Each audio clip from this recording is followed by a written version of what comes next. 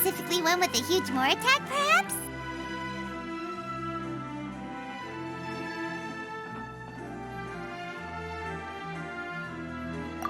Paimon's just being enthusiastic. We're all friends now, she gets it. It's always a pleasure to see our two most avid adventurers again. Looking for the next challenge, I see. Actually, we do in fact have a rather urgent commission that is still open. Having read the details, however, I don't believe you'd consider it to be lucrative. Don't worry about that. We were just kidding. So what's the situation? To put it simply, the requester is looking for a temporary replacement actress for their musical. The original cast member ran into some issues and is currently unable to perform the role. But the troupe has also been experiencing some financial difficulties, so unfortunately they cannot afford to pay the replacement actress. That does sound like a tricky situation. So basically they're looking for a volunteer? That's right. Our adventurers reached out to many actresses, but none of them were willing to take the job. There are only a few days left until the performance. If they can't find someone in time, they'll probably have to postpone the show. And delays tend to create all sorts of new problems. Got it. Oh, this one's a doozy. What do you think, Traveler? Any ideas? Even if we took the commission, neither of us have any experience starring in musicals. If you're interested in helping, why not start by having a chat with the requester? He's right over there. Maybe you can't fill the role yourselves, but you might be able to help him figure out another solution. Maybe there's something he hasn't thought of. Oh, it's that guy, huh? No wonder, he looks like he just ate a sour lemon.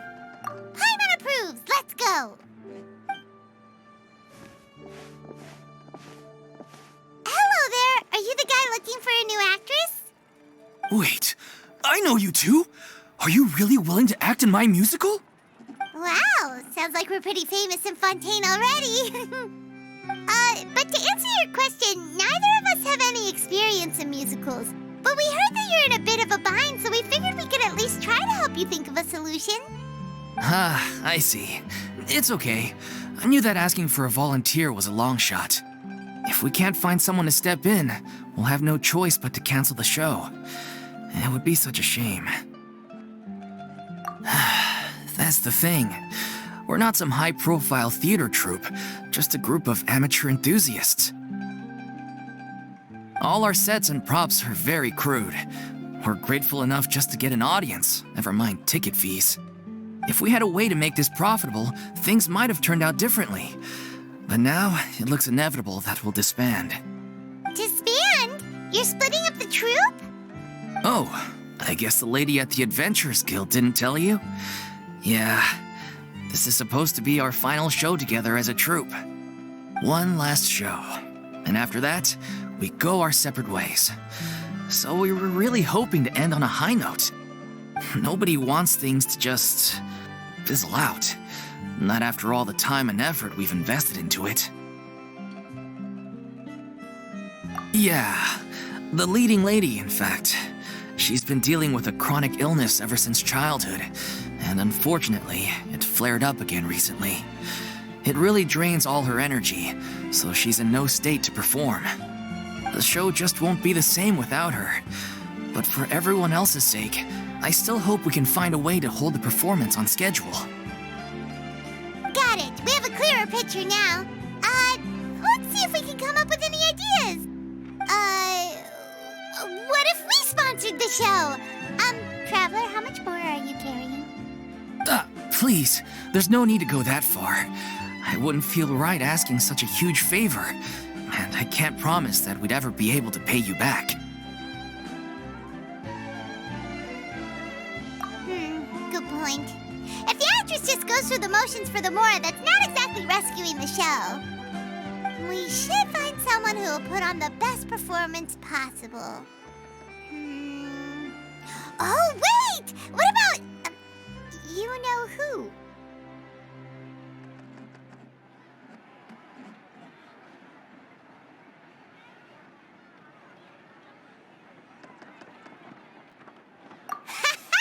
That's how you know we're the best of partners. Anyway, she should have all the free time in the world right now. She's really good at performing, and she was once super popular with the crowd. Performing in a musical should be a piece of cake for her. Who are you thinking of? Sounds like someone famous. Her? You're... That was a joke, right? Nope. Paimon doesn't actually know if she's performed on stage before, but Paimon's pretty confident that she'd be really good at it. You're not wrong there. She has actually performed in a number of big-name shows before. They were one of the reasons she was so popular. But even if she's no longer the Hydro Archon, it's not like she's suddenly a commoner. She's still an idol to many people in Fontaine, including myself. I just think Lady Furina might feel a bit out of place in an amateur troupe like ours. Well, yes, but... Fair enough. I mean, if she was actually willing to, then of course I'd be honored to have Lady Furina star in our show. I'm sure the rest of the troupe would be delighted too. I'm sure everyone in our troupe has probably dreamt of performing on stage with her one day. Of course, it all depends on whether she's interested. She might consider this opportunity beneath her. No point in stressing about that. We'll only know if we ask her. And besides, things are different now. There's no reason for her to be all high and mighty anymore. Thank you for your help. I guess I'll just stay here and wait for the good news. Good luck. Wait, where does Furina actually live nowadays? She used to live in luxury at the Palais Mermonia, but she's, moved out, right? As it happens, I have her current address here. I can provide it to you. Woo! When did you get here? I came over when things were starting to sound more promising. I thought I should be at the ready in case my assistance is needed. It is my duty to support commissioners in any way I can. Thank you, ma'am. Thank you so much. Well, now that we've got the address, we'll go find Furina. Back in a jiffy.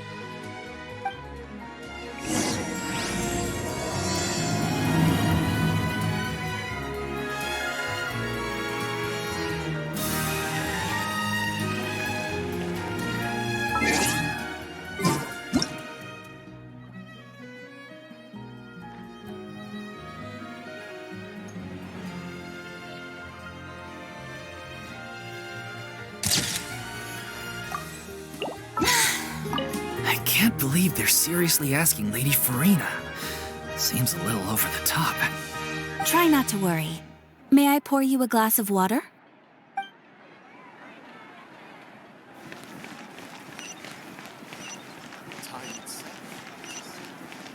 Exactly. But none of them believe.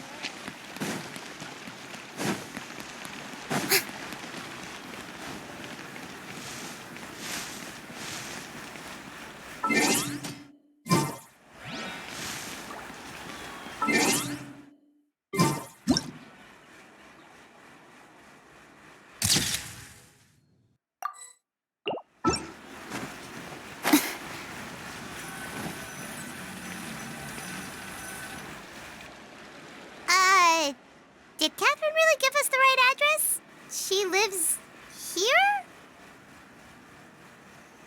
Not that there's anything wrong with this place. It's just, a bit of a step down from the Palais Mermonia. You know, it's common courtesy to make sure the homeowner isn't in earshot when you're denigrating their abode. Ah! Okay, when did Poppy Got a Thin Air become all the rage? First Catherine and now you? I was just out on a shopping trip.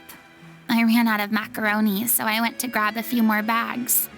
I used to have a much wider range of choices when it came to food, but now I'm finding that simple, traditional home cooking can be quite delicious too. Not at all. As long as you have different kinds of sauces in, you can have macaroni and tomato sauce one week, macaroni and bolognese the next. Oh, sounds like you're really struggling to cope. How rude! Questioning my cooking skills. The audacity! It's not like I have a very eventful life these days. Actually, I barely leave the house. So I don't see how it's unusual that my meals are a little simpler now, too. Besides, I'm sure I could master dishes like la lettre focilor or blubber profiteroles in no time if I felt so inclined. Ah, there it is. You don't know how to cook. Not yet, maybe, but... Anyway, what are you even doing here? I do hope you didn't come here just to ogle at my fall from grace. Let me first be clear that I'm not taking guests at this time. So if you're just here to clown around, then please be on your way. Shoo! Sorry! We're sorry! Please don't be mad! Yeah, exactly! What the traveler said! Paimon wasn't trying to make fun of you. Hang on a sec, you weren't exactly holding back either! My help? Well, maybe you're forgetting that I'm no longer the mighty Hydro Archon. I don't even have a vision, you know. Don't worry, it's nothing that serious. It's just very specific, and you're the one with the power to help! Oh? Well, if that's the case, then fine. I'll spare you the lecture about your attitude just now. So tell me, what specifically makes this matter so specific? Ah, I see. I knew you couldn't have come all this way just to amuse yourselves at my expense. After all, I was once the brightest star in all of Fontaine, well-versed in all the various performing arts. A mere musical is well within my capabilities.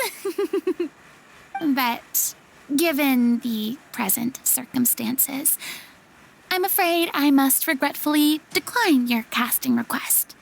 How come? It sounds like this would be a breeze for you!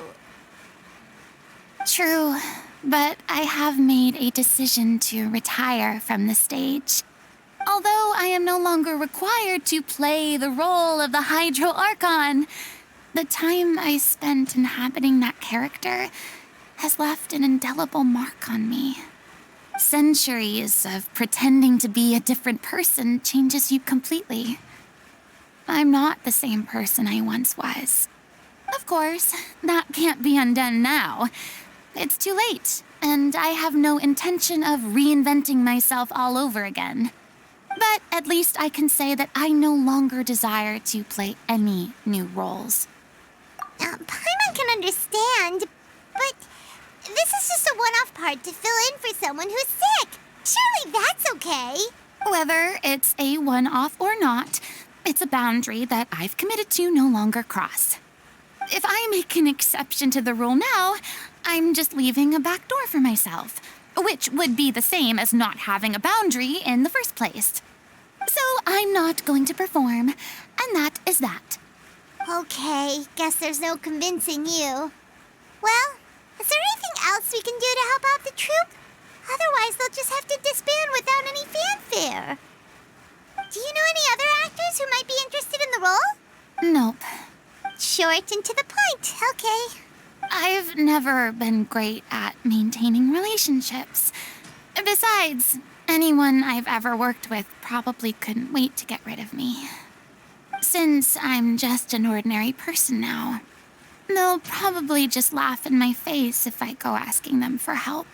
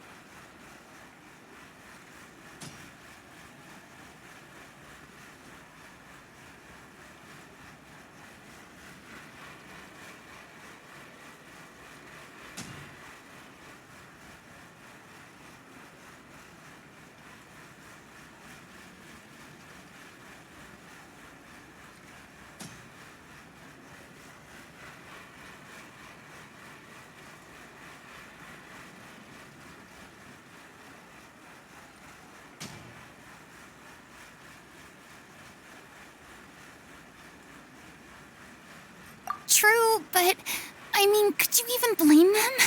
I show up out of the blue, begging and groveling for their help with a show they won't even get paid for? Oh, no way. I'm dying from embarrassment just thinking about it. Nope, not happening. Well, is there anything else we can do? This performance really means a lot to the guy we're working for. Have I not made myself clear? You're barking up the wrong tree. I don't want this job, nor do I know of anyone else who would. Sorry. I didn't mean for that to sound so harsh.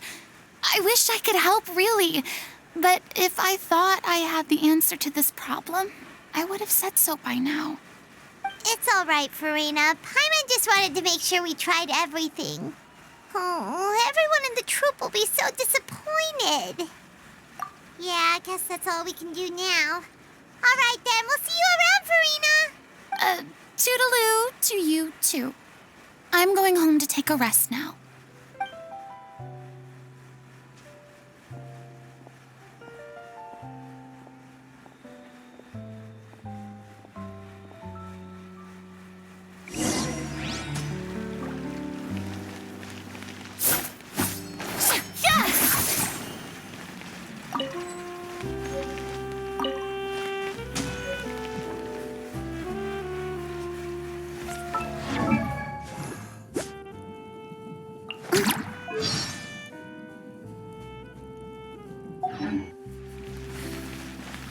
Strike a pose! It's too bad, but we have to respect Furina's decision. Maybe the thought of performing brings up too many painful memories now.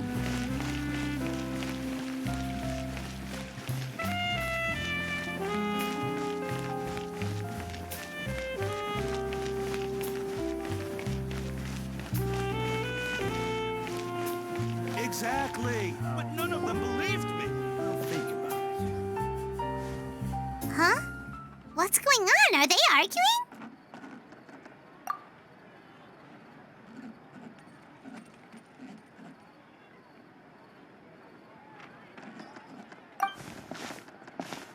That's besides the point. I'll ask you again. Why did you start looking for a replacement without my consent? When did I tell you I'm going to take a step back? You didn't need to say it. We've known each other for how long now? We know the signs. But you never tell us about your illness, even when it's clearly flaring up. And that gives you the right to make a decision on my behalf? Shortly after you left, the troupe's lead actress came to the Adventurers Guild. She believes that she's healthy enough to perform. Excuse me, but can you both take a moment to discuss something else for now? The adventurer assigned to your commission has returned. Sorry, I was just dealing with a little misunderstanding. So, how did your conversation with Furina go? Sadly, it's a no from her. We tried to persuade her, but she wasn't having it.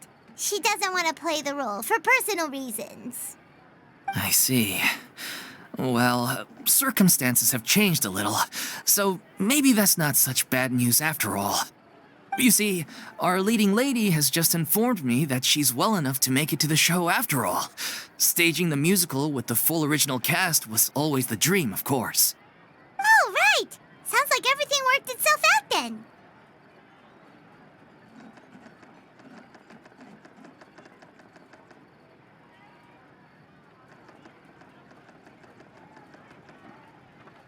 Yeah, she'd be livid. We'd get the scolding of a lifetime. Jeez, is Lady Furina really so harsh with people? Only joking, calm down. So, guess we can consider this case closed now, huh? Despite the fact that we failed to complete the commission, we were still racking our brains for ideas on the way back here.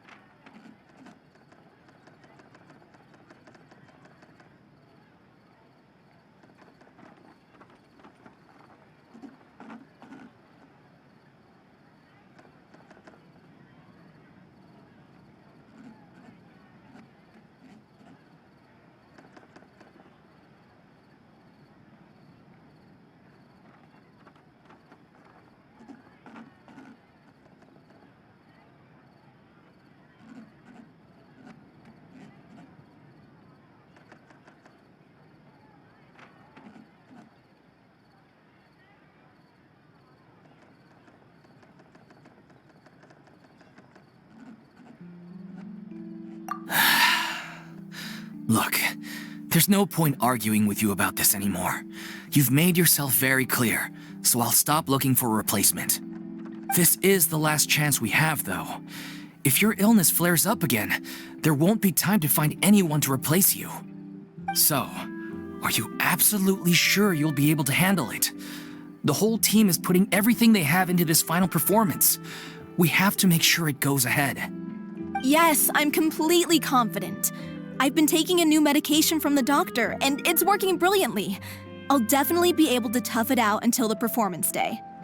I share everyone's desire to commemorate all our years as a troupe with a proper farewell show.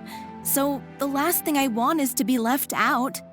Every one of us thinks of this troupe as their home, myself included. You're right. I'm sorry. I let myself get too worried about the show. I should have asked for your permission first. All's well that ends well. Sounds like the show will go on. Sure.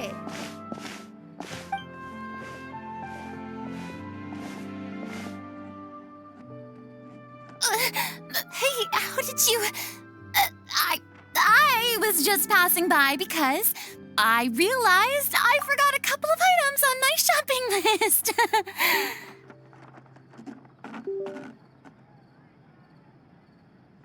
All right, I'm coming. No need to drag me.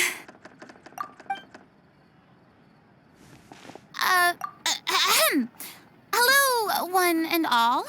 I couldn't help but overhear your conversation just now.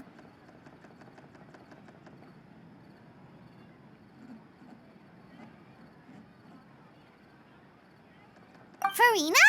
Didn't you say you were gonna take a rest at home? What are you doing here? I was just ever so slightly concerned about the situation you mentioned. Yes, a teensy bit concerned, that's all. When you came to talk with me earlier, I jumped right to explaining my position and said some strongly worded things. And all before I even had a full grasp of the situation. Anyway, I just feel a bit bad about how it went down. I'm sorry, Paimon. Oh, it's totally fine. Paimon didn't take any of that personally. You really have a knack for asking the most uncomfortable questions, don't you? I felt very sheepish, having had a change of heart after flatly refusing you. And then, to make matters worse, you caught me. But in any case, it sounds like the issue has already been resolved. Yeah. When they said they were gonna ask for your help, I almost had a heart attack. I mean, how could we be worthy of having Lady Furina star in our show? There's no need to think like that, and no need to keep addressing me as lady. Just Furina is fine. I was wondering, if this troupe is so important to all of you, why does it have to disband? If the difficulties are purely financial, then there must be a solution. You could put the shows on pause while you look for a sponsor, for instance. Everyone seems so devoted to the troupe. I'm sure if you keep chipping away, you'll find a way through. We all want to believe that, but some things are just beyond our control. Everything's been going downhill ever since we lost our director. She was the heart and soul of our troupe. She kept us going. Her name was O'Reilly, and she was the founder as well as the artistic director of our troupe. And tragically, she was a victim in the serial disappearances case. What? That's actually how I recognized these two. It was all thanks to their efforts that the true culprit was brought to justice. But still, no sentence can bring our director back to us. She was a loyal fan of your performances, Miss Furina. They were what first inspired her to get into musical theater. She rallied many people around her who were destitute or had lost their sense of purpose in life, and convinced them to join her troupe. She wrote her own scripts, acted on stage, and mentored each and every one of us. People loved our performances back then. We seemed to be going from strength to strength. Things were really looking up for us. And then disaster struck. Yeah. After that, the entire troupe fell into disarray. None of us know anything about script writing, let alone how to handle the business side of things. We've been doing the best we can, but despite our efforts, things are slowly but surely falling apart. It's agonizing, but ultimately, we'd rather end things now on our own terms than stick it out to the bitter end and watch all our dreams turn to dust. Oh.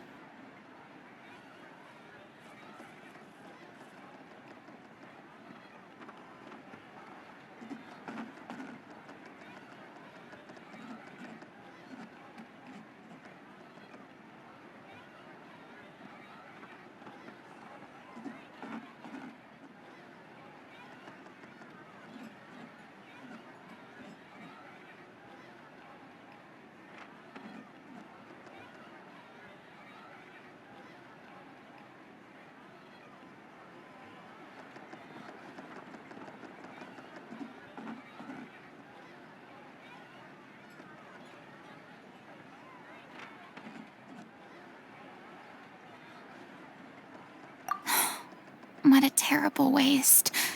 A gifted artist from humble beginnings who achieved so much and no doubt had much more to give. And then her life was so cruelly taken.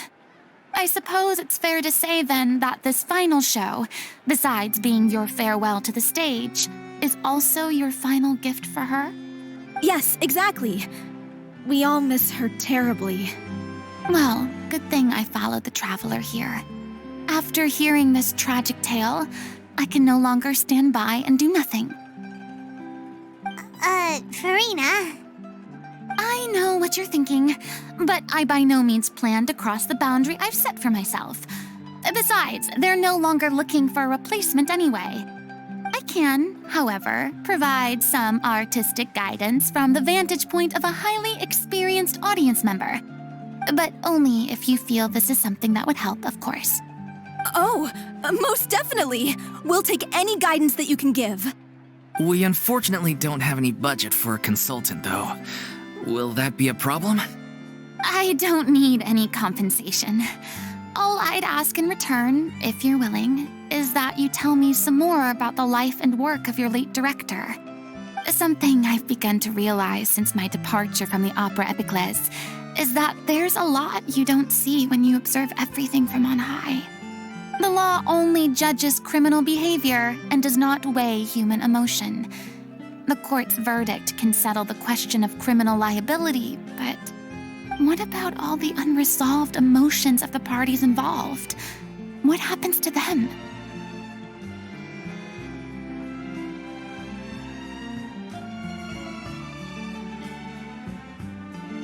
An interesting answer. But if you ask me, I think all emotion shall ultimately return home to the heart and slowly settle with the passage of time. Take, par exemple, how this troupe pines for their late director. Things such as this I have never witnessed before, and so I should like to observe, perchance to understand. Still a fan of your old dramatic monologues then, huh? You just want to get back in on the action, don't you? No. This is a completely different situation. Pearls before swine. The name's not Swine, it's Paimon! Would you be willing to join me? Come on, take a break from adventuring to listen to a story. Thank you all so much. Our director was a huge fan of Miss Furina's performances, as of course we all are. All right, follow me. We'll go to our usual practice space. Please excuse the size. It's a little on the smaller side.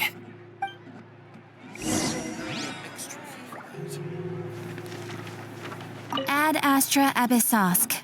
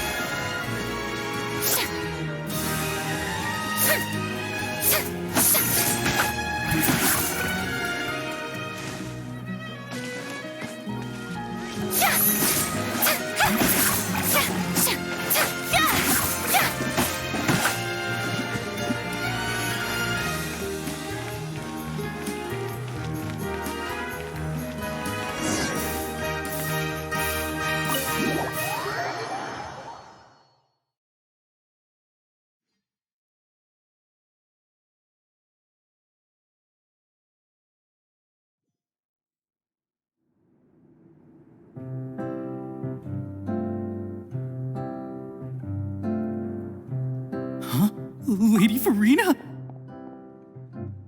What's Lady Furina doing here? Hello all. Allow me to explain.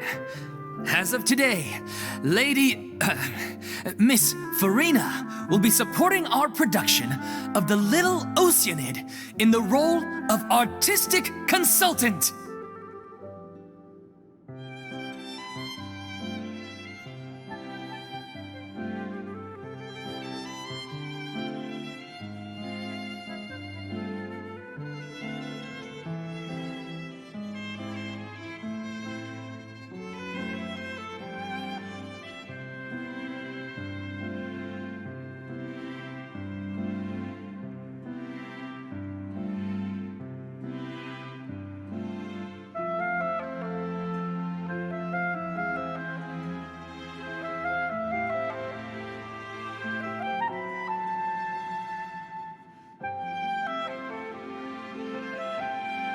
These two over here are the ones that made it possible. They kindly reached out to Miss Furina on our behalf. I'm sure they need no introduction. You bet! That was the trial of the century! You helped bring our director's murderer to justice. We can't thank you enough. Oh, please don't mention it. We're just here to join in on the fun. So, you were saying The Little Oceanid? Yeah, that's the name of our final show. It's an unfinished script left behind by our director. One of our greatest regrets is that she never got to complete it. So, if we can bring it to the stage and make it a successful show, we can all take some solace in that. Wait, but if it's not finished, then... Yeah, we've been battling issues on every front trying to realize this dream. Anyway, let me give you a quick summary of what the story's all about. The protagonist of the story is a young Oceanid who transforms herself into human form, despite the protests of her family.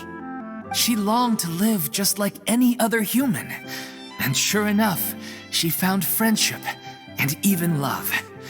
Everything seemed perfect. But one day, her true identity was exposed, and her world came crashing down around her. So far, so good. A classic tale.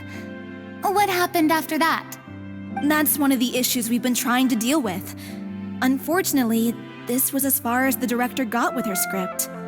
We need a proper ending so we can bring this musical to the stage. But people have different opinions on which direction to take it in. We still haven't decided between a happy ending or a true-to-life tragedy. By true to life, you mean the director's sudden disappearance? Yeah, like they say, truth is stranger than fiction. But then there's the question of whether we really want to use the stage to pass our raw pain onto the audience. Exactly. A lot of the time, people come to watch a show just hoping for some light entertainment. We have to consider their emotional stake in this, not just our own. And one last thing. We're still waiting on confirmation from two of our main actors. The first is Paulo, who plays the protagonist's lover. He's locked himself away to focus on writing an ending for the script. But the deadline's passed, and we still haven't heard from him.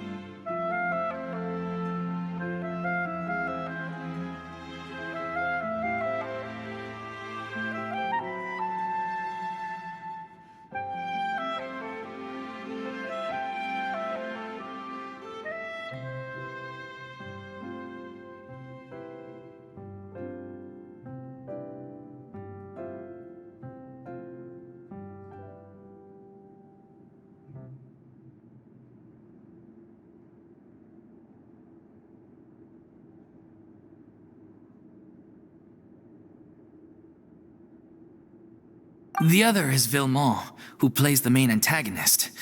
He took the director's death pretty hard. Hasn't set foot in the city since. He did write to us, promising that he'll be there for the final performance, but we haven't seen or heard from him since. So we're not really sure what to make of that. Although, now that we have Miss Furina helping us, maybe we should take the opportunity to get everyone back together. What opportunity? What do you mean? Maybe you're unaware, but your name has always been like a rallying cry for us. Our director was constantly singing your praises. All of us look up to you as a role model. Oh, stop! You're making me all flustered. Although, not in a bad way. I suspect the reason they're dragging their feet is that they have their doubts about whether the show will really go ahead, considering all the issues you've been facing. But one by one, all the obstacles are being removed. Now is the time to rally the troops.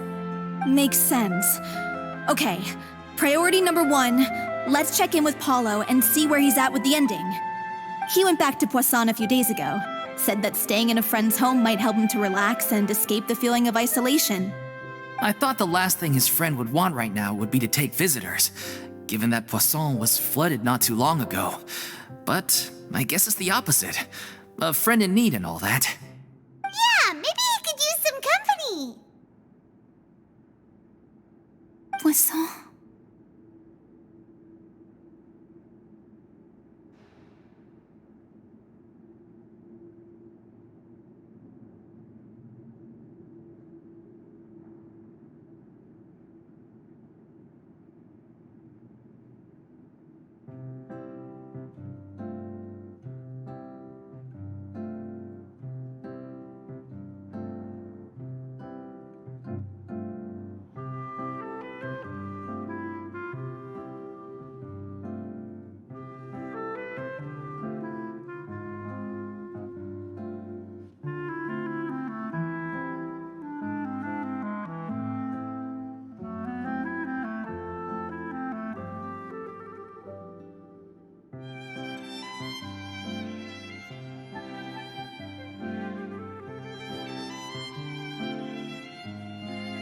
Nothing.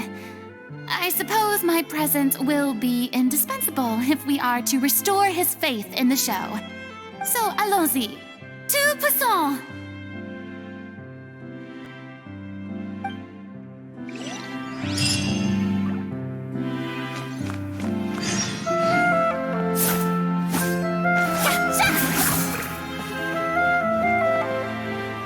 Pressure's on now. We gotta make sure we're fully prepared.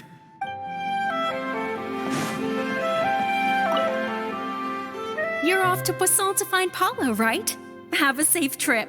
We'll take care of the troop while you're gone.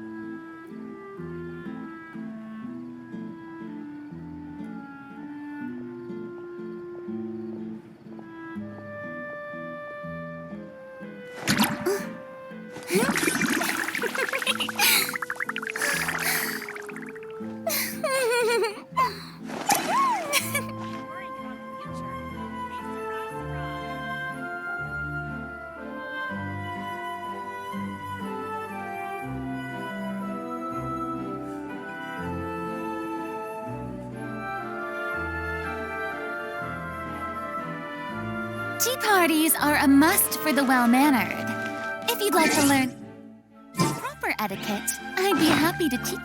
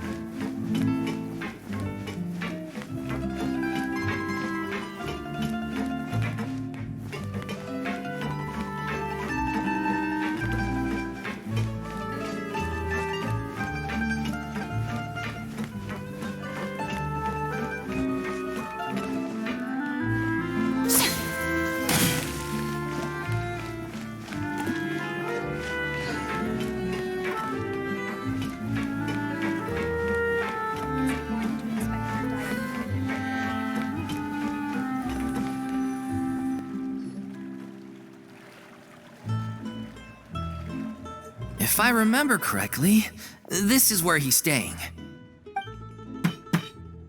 Who is it? It's me. Is the script ready? You came all the way here for that? All right. Forget that for now. Just come on out. We've got some great news. Nice try. Look, just give me some time, okay? I'm just wrapping up this last part of the script. I'll be out once I'm done. Okay then. Looking forward to your masterpiece. So, as expected, he's missed the deadline. The ending is one of the most important parts of the show.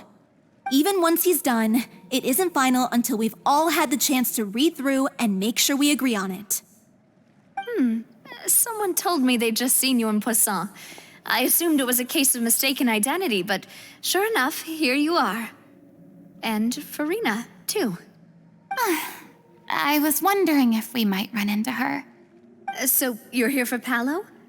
Looks like he could be a while, so feel free to take a stroll around town in the meantime. I've made all the arrangements already. Oh, it's okay. We can just wait here. Thank you for being so considerate, Miss Navia. That sounds wonderful. We'll take that stroll. Get over here, you! How oblivious are you? How are things in Poisson now? Any better? Things are on the mend, but it's a slow process. Some people may never recover from the trauma they experienced. I'm sorry to hear that. I wish there was something I could do. Please, must our conversations take such a depressing turn every time we meet? We all have painful memories, but we don't have to let them cloud everything we do.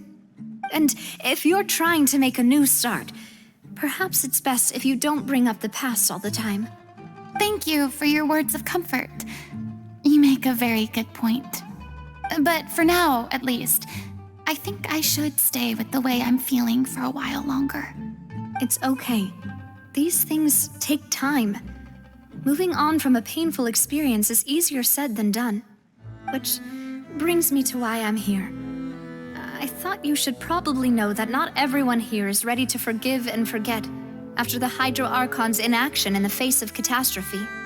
To avoid upsetting the peace, I told the townspeople that everyone here is a member of the theater troupe, and that you are just an actress playing the role of Furina.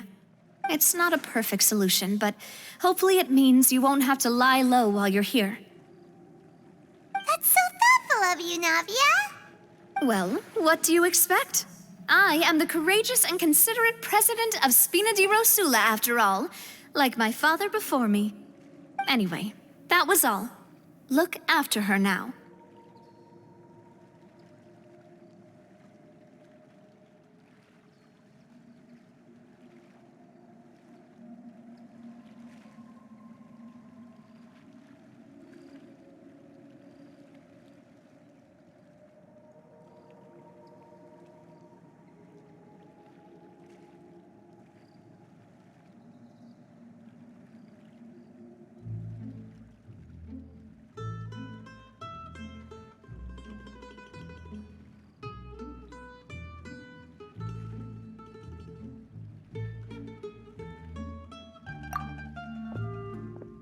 Off we go then.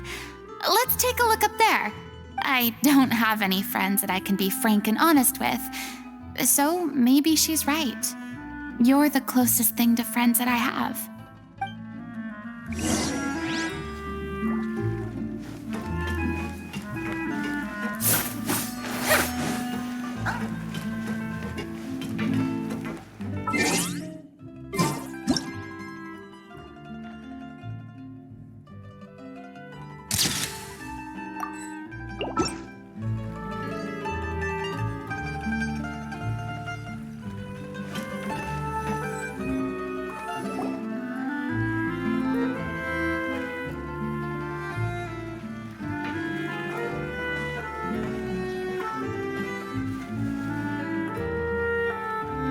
So grateful that Miss Nafia was so understanding.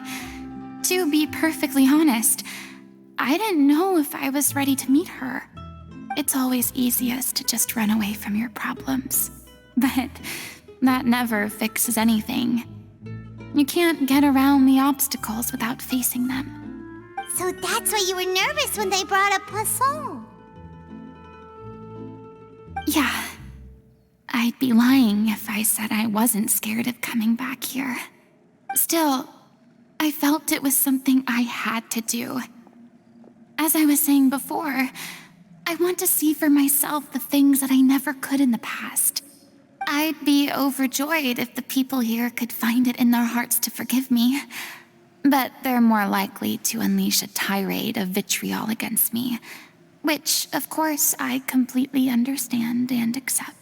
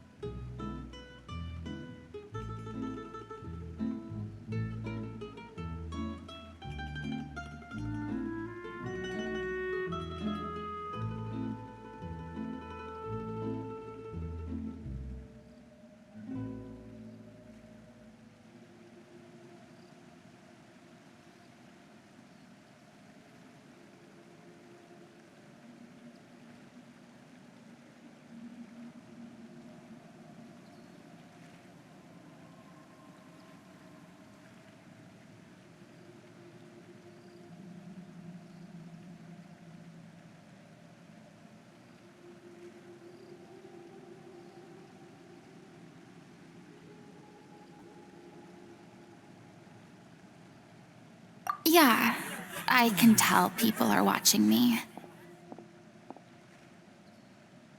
I'm sure some people here see the idea of someone coming to Poisson dressed as the Hydro Archon as extremely disrespectful.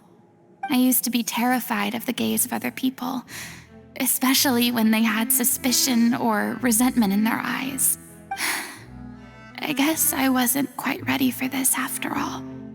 I'm not surprised you're making yourself go through all of this. I can't let myself see only the things I want to see. How would that make me any different from before? Look! There seems to be a crowd gathering over there. Probably time we made a move. How about we check out Spina di Rosula's ship? We should have a view of the whole of Poisson from there.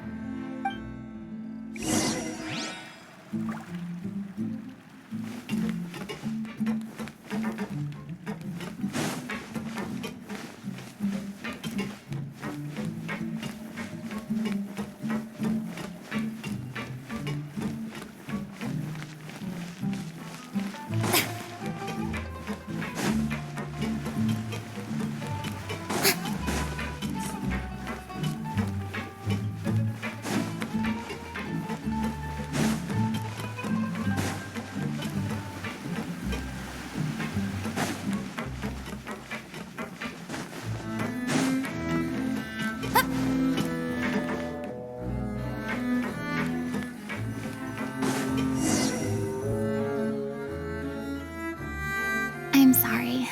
You probably just wanted a relaxing stroll, and here I am dumping all this heavy stuff on you.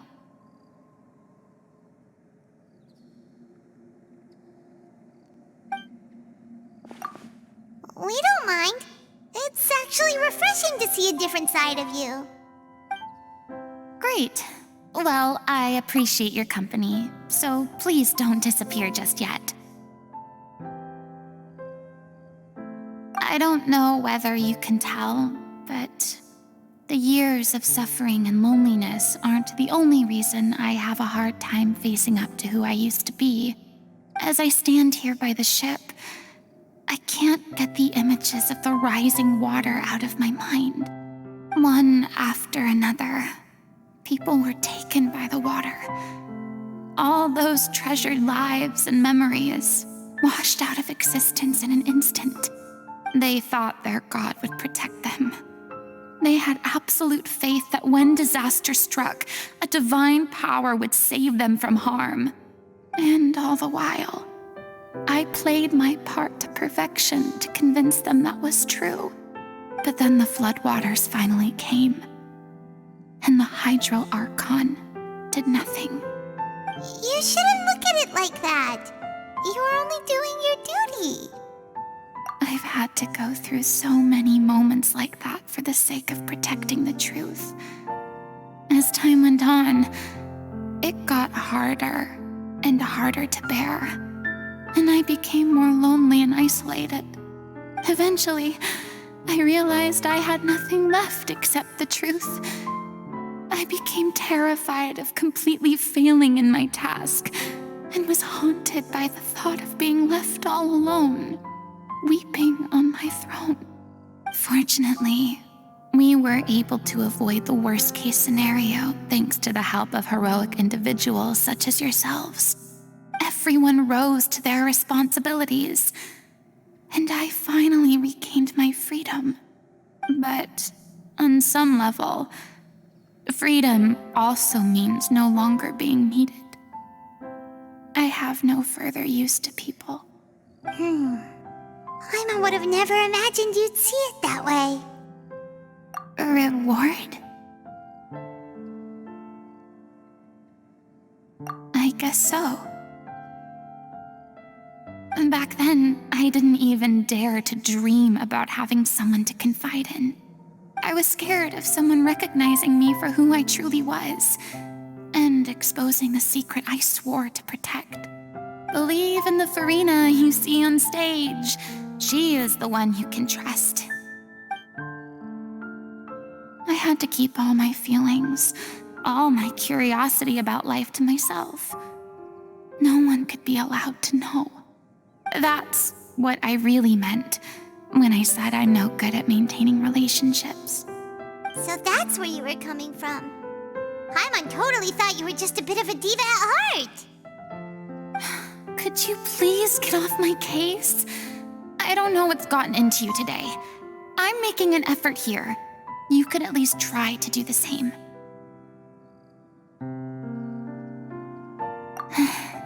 I do. I once had nothing but the truth, and now I'm finally free to live my own life again. And even though I have no idea where I'm going right now, at least the choice is in my hands. All right, it's about time to head back. Paulo should have finished the ending by now. Sure! Okay, let's head back and check it out.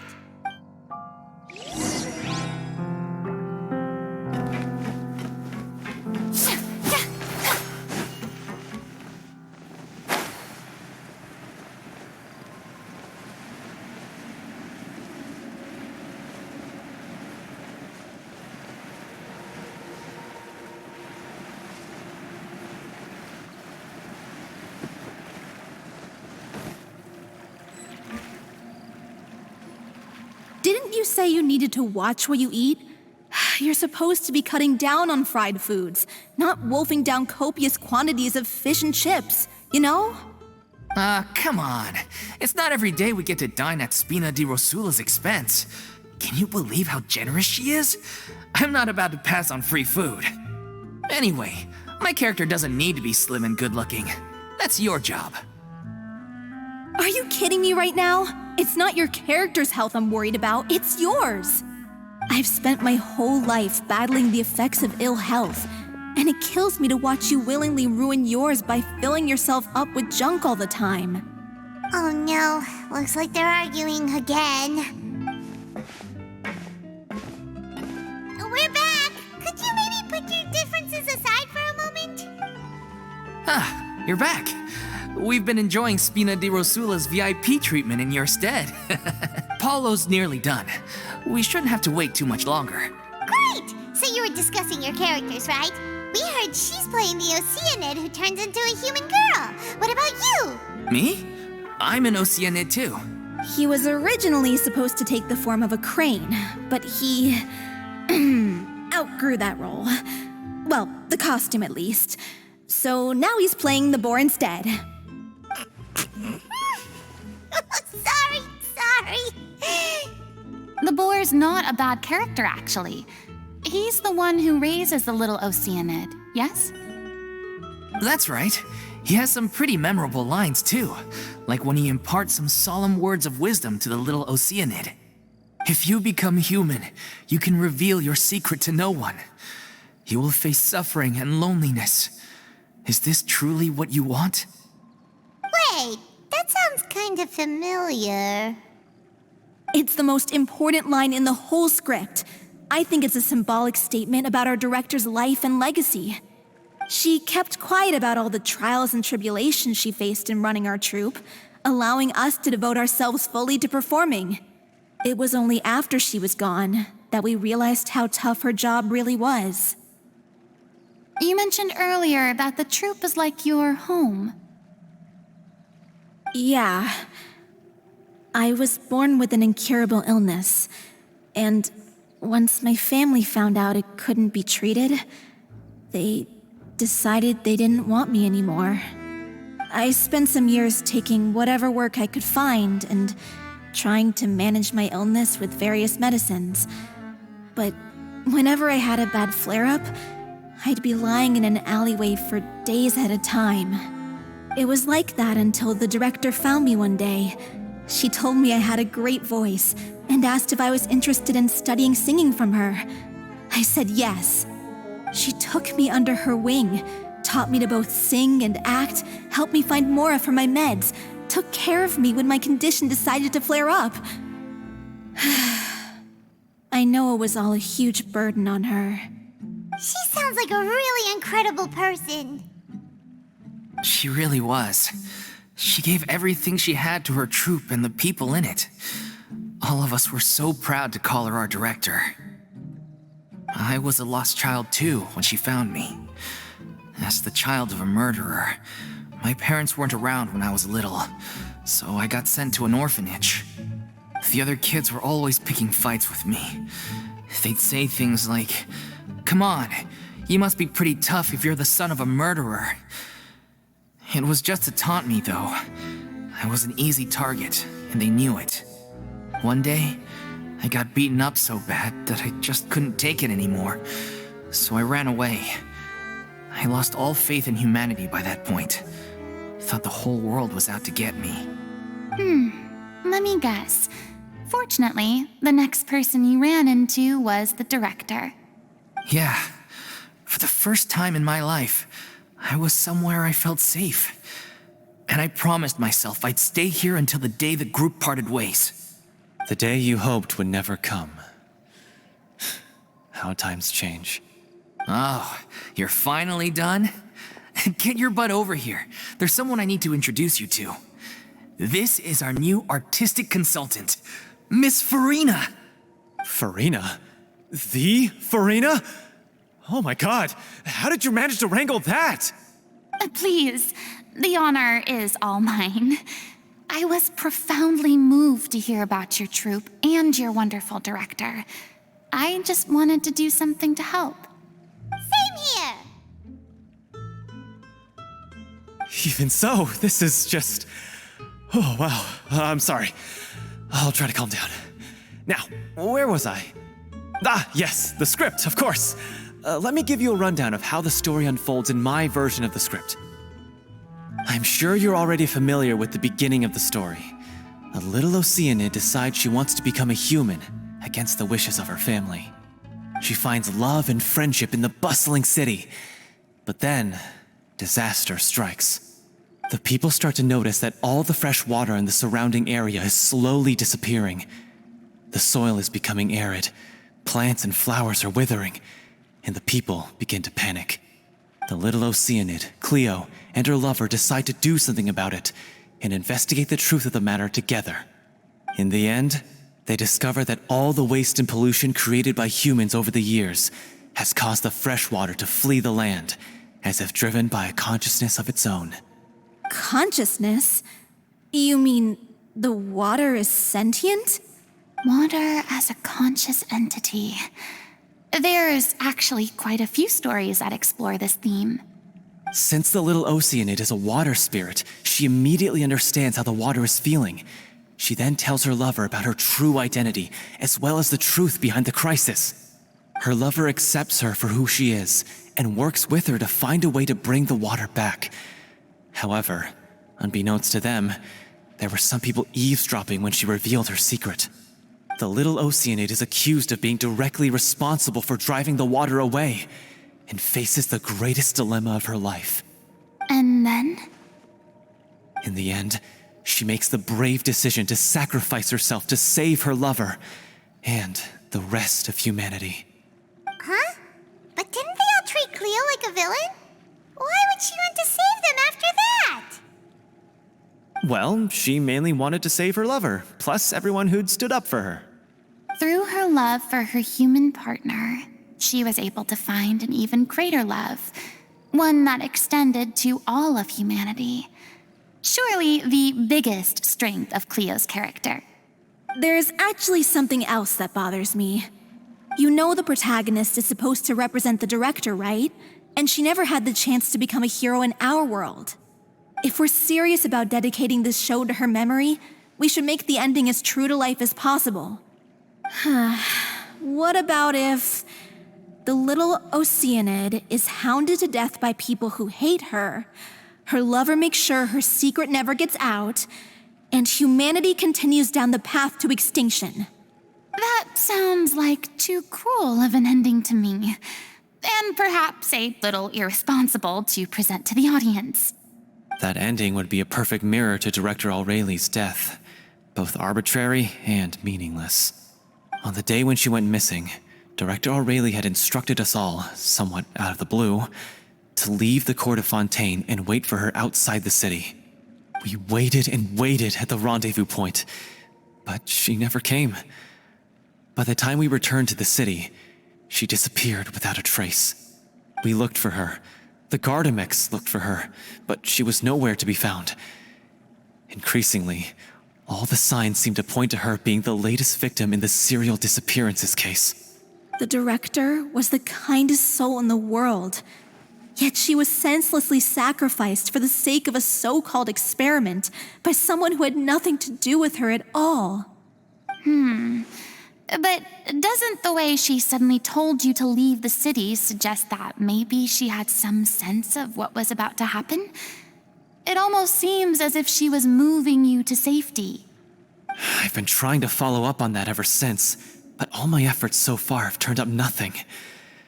Villemont might know something, but he won't open up to me. Villemont? The one who's playing the role of the villain? Yeah. He's been overwhelmed by grief. I think the director's death hit him hardest of all. Grief? Guilt, more like. Also, I have a hard time imagining that anyone took it harder than me. Because, well, speaking of the play being true to life, I was deeply, madly in love with Aurelie. What? You kept that one quiet. It's time to be upfront with you all. No more keeping secrets from each other. We'll never be able to agree on the ending if we can't be honest about how we feel. I did tell her how I felt once, but she turned me down pretty much straight away. She said that we were all like brothers and sisters to her, and she'd never considered us as potential romantic partners. Not that it came as a shock or anything. It was what I was expecting to hear. So I told her I'd always be there for the troupe, and I'd always be there for her. I said, maybe one day in the future, when everyone's settled into their own lives and on the up and up, and managing the troupe no longer required her constant attention, well, maybe then she could reconsider what she really wanted in her life. And now, that day will never come. Oh, Paulo. So if I'm the one writing this ending, then I'm gonna make sure it does right by Aurelie. I won't let anyone get in the way of that. In that case, you have to straighten things out with Villemont once and for all, face to face. We've all had our differences of opinion over the ending, but those two have never seen eye to eye on anything. One of them has to compromise if we're ever going to reach a final decision. Well, if that's where we're at, looks like it's time to go visit Villemont. Are you ready to face the truth? Honestly, I'm slightly terrified. But for the sake of our final performance, I'll do whatever it takes. Funny you should ask, though. You really do get what I'm going through right now. I certainly do. Come on, everyone. Allons-y! It's important to inspect your diving equipment.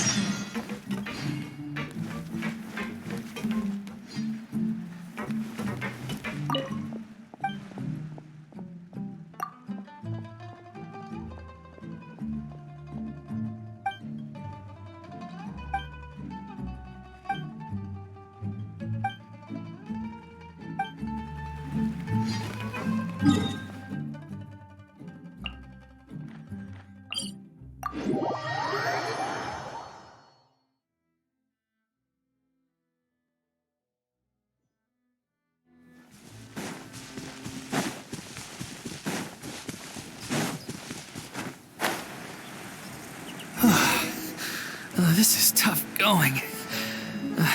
Delphi, are you sure you can manage in your condition? I could ask you the same question. Try to keep up.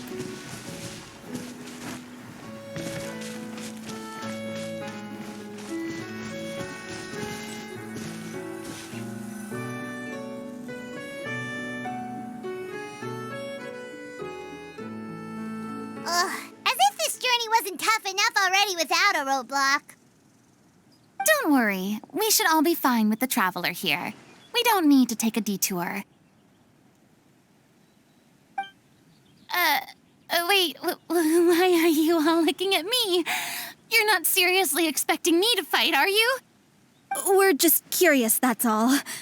I don't think anyone's ever seen Furina in a fight before. Yeah, but don't you remember why? The Hydro Archon willingly gave up all her power so it could be converted into indemnitium. Miss Furina said so herself. Precisely. And I'm not even the Hydro Archon anymore, so all my power is gone anyway. As much as it pains me, unfortunately, I should just stay put. I'm more like a damsel in distress more than anything. That sounded so smug. Ugh, secondhand embarrassment is unbearable.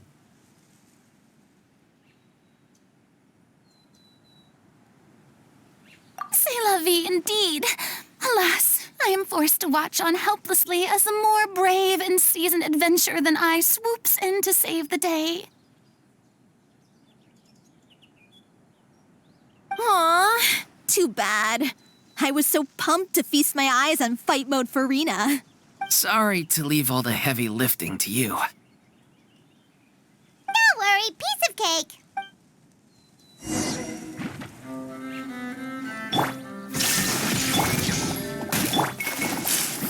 Gather!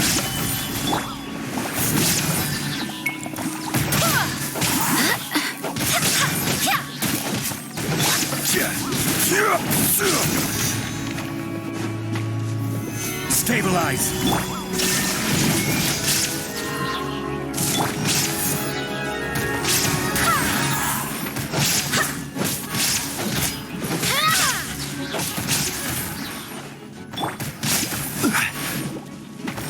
Gather! Illusion shattered!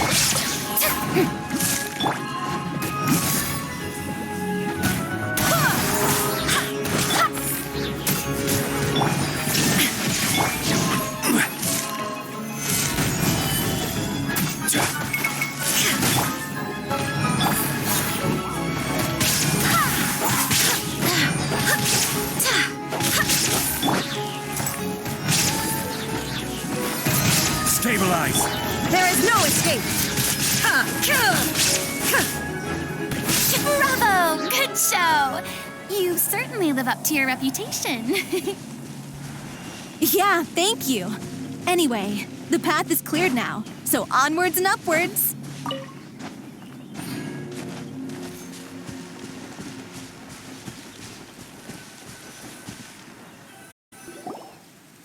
Vilma, are you there? Huh? Oh, it's you guys. Wait, what's Lady Furina doing here? I can explain. We've been rounding up the whole troupe. We now have everyone except you. So, you think knowing the truth about the director's disappearance will help you write an ending to the script that pleases everyone? I care just as much as everyone else about making the Little Oceanid a success. That's why I wanted to wait until after the show. If I open this can of worms now, I just don't want to make things difficult between us. We're supposed to be a unit when we're on stage. Vilma, avoiding the truth will not help anyone. Unless you mean to suggest that Aurelie's death had something to do with you. I don't want to talk about it. Listen, Vilma. I used to think that my love for Aurelie was a point of shame. I never brought it up to anyone. But now, I've made up my mind to put it all on the table. I'm prepared to face everything, to sacrifice everything for the sake of the show. The Little Oceanid cannot be complete unless we do justice to Aurelie on an emotional level. This is why people think of you as not being the smart one. As you all know already, the troupe was kept afloat not from ticket sales, but donations from the audience. Of course, that was nowhere near enough. We took on side jobs when we weren't performing, but even then, the troupe's financial situation was pretty dire. So, anyway, one day after a show, a merchant came to me and offered us a huge sponsorship. In return, we just had to provide the audience with their drinks during performances.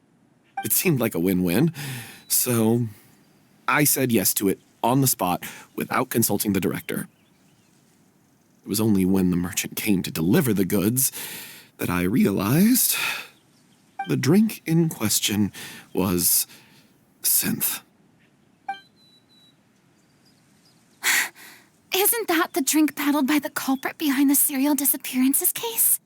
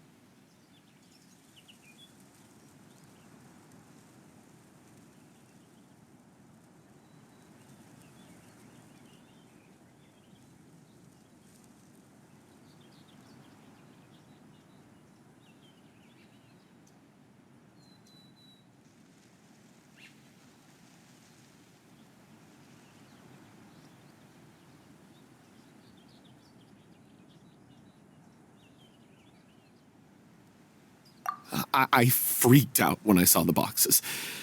And I told the director everything right away. She was completely shocked as well. But she didn't reprimand me for making the decision without consulting her. Instead, she contacted the merchant and stated that the troupe could not agree to this collaboration. The merchant was furious, berated us for going back on our word, and threatened to sue us for damages. The amount was astronomical. There was no way we'd be able to pay. And then? I was going to sort it on my own, but the director stopped me. She said that this was an issue for the whole troupe and it wasn't my fault. But things only got worse from there. The synth merchant just wouldn't let up, and then suddenly the director told us all to leave the city one day. I knew then that things must have reached a boiling point. I admit this whole thing was my mistake.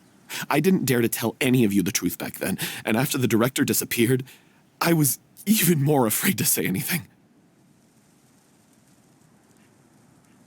Yeah, I got Aurelie killed. There, I said it. Happy now? Hey, don't say that. You traitor! You knew Aurelie was in danger. Why in God's name didn't you tell us? What do you mean you were afraid? This was a life and death situation. We could have saved her. How could you be so stupid? Please, try not to get too worked up. Yeah, listen to him. You need to stay calm. Stay calm? How can I stay calm? This guy got Aurelie murdered. She was the love of my life. And he has the gall to try and high-road us, claiming that he kept his mouth shut for the sake of the show. How about taking some responsibility for what he's done? All I can say is I'm sorry. Truly. I wanted to apologize to everyone in the troupe, but that won't bring back the director. What good is my apology now? I'm just a coward who made an awful, terrible mistake that I can never take back. Beat me up if you want. Kill me if you prefer. It's what I deserve. End my life so I can meet the director and apologize to her in person. Get out of my sight. Go, get lost. I don't ever want to see your face again. That's enough! You've screamed and shouted at each other for long enough. Now pipe down, both of you! Can you stop conflating the show on stage with your real-life relationships in the troupe? You keep saying that you want to use this final performance to pay tribute to your director and celebrate her life. How can you do that if you're just using it as an excuse to vent your own emotions? You're right. I'm sorry. On stage, the lead role is the focal point of the audience's attention. And you're all used to seeing the director as the heart of the troupe. But in her own life, her greatest desire wasn't to be the center of attention. I can tell how much she loved you all and how much she loved the troupe. What she wanted was to build a warm home for all of her brothers and sisters, to shield you all from the storms that rage in the world outside. That's how you should remember her, and that's what you should be celebrating. I understand why you're trying to make her the hero of the story, but isn't she your hero already? After everything she did for you? Yeah. So think hard about what that means. And then think again about what you hope to achieve by arguing with each other. If you really hate each other and can't reconcile your differences, then you could just call it quits now. Why bother with the final performance if the group is already fractured? But you can't bring yourself to do that, can you? You care too much about Director O'Reilly and the home she built you all to let go. What are you laughing at? I don't see what's so funny. Sorry, I didn't mean it that way. It's just that, for a moment there, it felt like our director was back with us again. If she'd seen Paulo and Villemont at each other's throats like that, she would have scolded them exactly like you did, in that same stern voice. Really?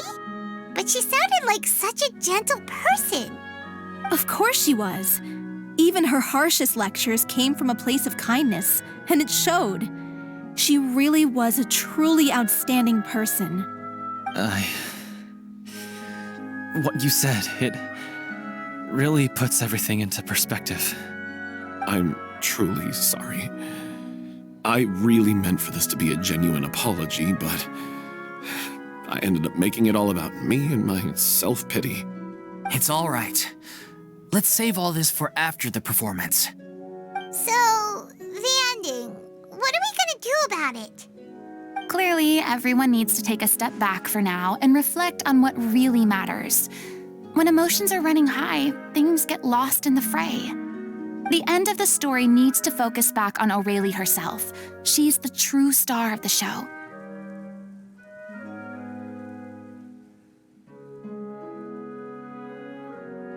What do you mean? The Traveler is right. You once investigated that underwater synth base and recovered items belonging to the victims. If you could find anything that O'Reilly left behind, perhaps we can get a better sense of what she went through in her final days. You really think that's possible? I trust that nobody would object to the ending of the story being based on O'Reilly's true feelings. No. Well, we'll leave this in your capable hands. Come, let's pay a visit to the Palais Mermonia. The rest of you, head back to the rehearsal location for now and wait for our good news.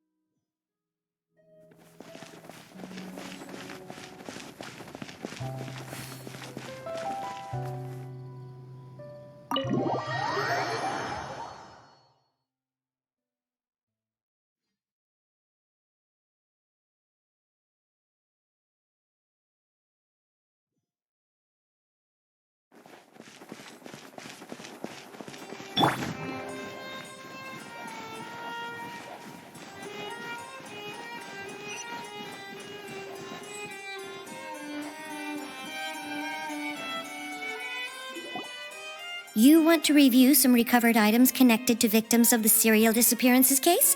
But, that case has been closed for quite a while now. Still, since you were the ones who discovered and submitted the evidence in the first place, you don't actually have to submit an application. Okay, please hold on. I'll have someone dig them out.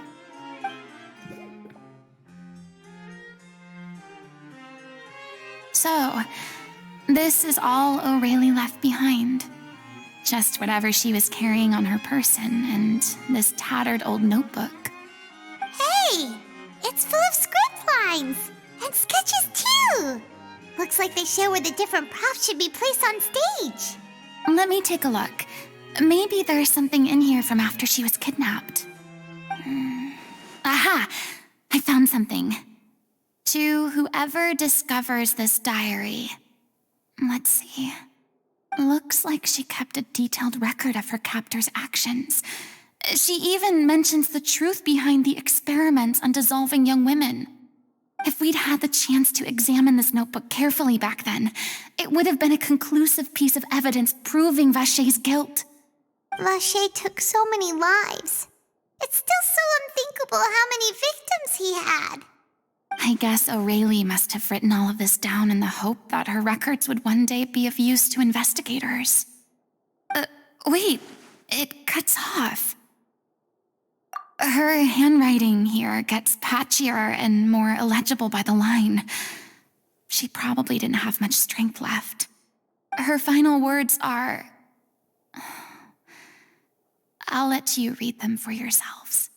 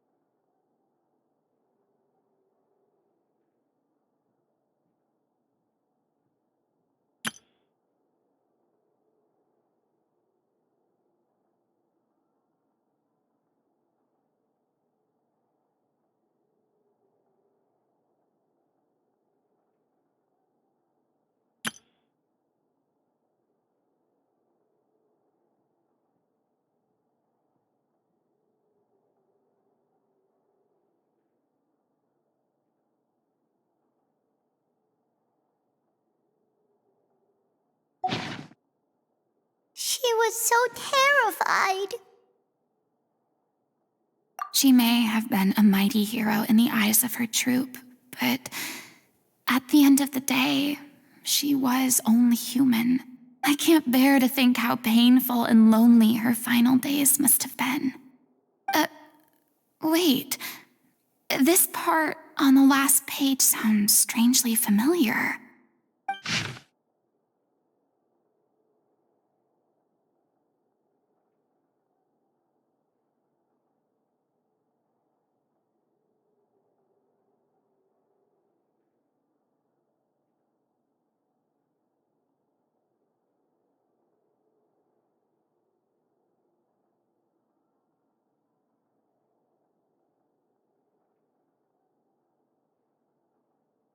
If you become human, you can reveal your secret to no one.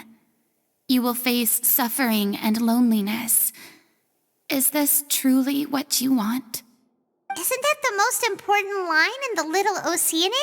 Because I am an older sister to them. Oh. So she didn't regret her decision, even as she sat in silence, waiting for death to come. I'm sure this is what the troupe would have hoped to hear as well.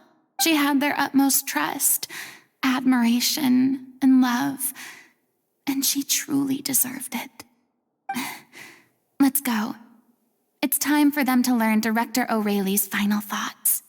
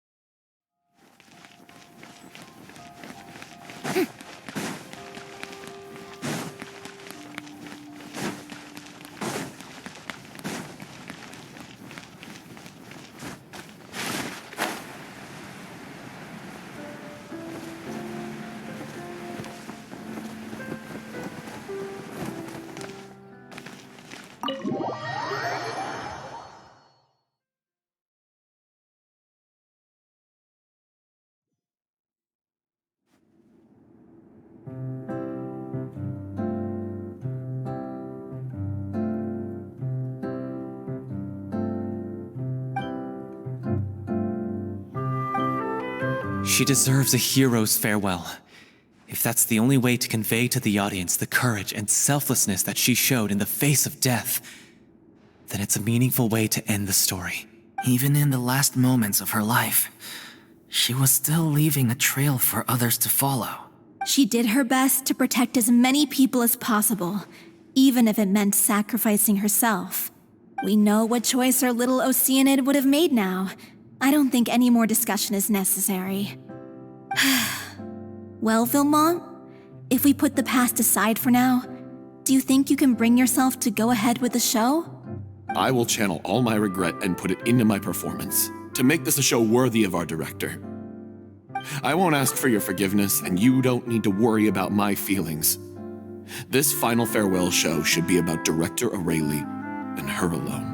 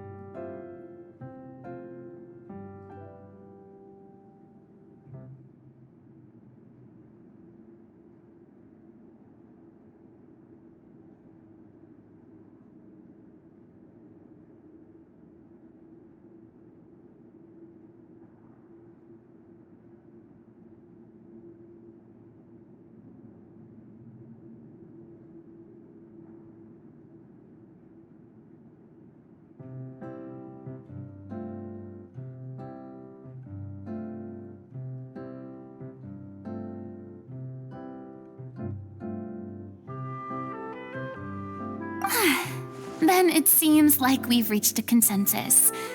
I have a feeling that this will turn out to be the most mesmerizing performance of your lives. Really? How can you be so sure when you've never even seen them perform before? Don't underestimate my experience. After watching a countless number of musicals, I've learned one important thing. If you want to move the audience with your music, you must fully commit and immerse yourself in your role, pouring all your emotion into your performance. And aren't human emotions, love, hate, regret, and hope, just the most mesmerizing things in this world? I don't believe anybody could be more committed to bringing this story to life on the stage than they are now. Thank you for the vote of confidence, Miss Furina. And thank you for supporting us through all this. Then, let's not delay things any longer. We need to discuss the details of the ending and get it nailed down once and for all. Actually, before that, I'd like to make a proposal. During the curtain call, please allow me to use the director's name instead of my own. Huh? But then... After all, this role was originally meant to be played by the director. I'm just filling in for her. Besides, a role commemorating her life should be associated with her name. Well, if you're sure you're okay with that, I have no objection to it. Now we're talking like a serious acting troupe. All right, I'll leave you to fine-tune your musical while I go and procure a stage. Procure a stage? Oh, it's okay. Our usual place doesn't need a reservation. That place? Oh, don't be silly. For an extraordinary show, we need an extraordinary stage. By which I, of course, mean the Opera Epiclese. Whoa, wait, what? No. That's never going to work. It's far too fancy for the likes of us. What are you afraid of? Surely you don't think that Aurelie's story is unworthy of the grandest stage in Fontaine. No, though that's not what I meant. It is supposed to be your grand finale, right? I have no problem with it then. How about the rest of you?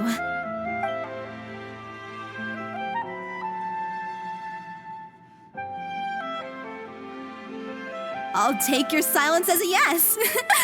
Thank you for giving us this opportunity. It really is a dream come true. Well, then don't disappoint me. If you mess this up, it'll reflect poorly on me too. Come on, we'll need to get the go-ahead from Neuvillette. I know just where to find him.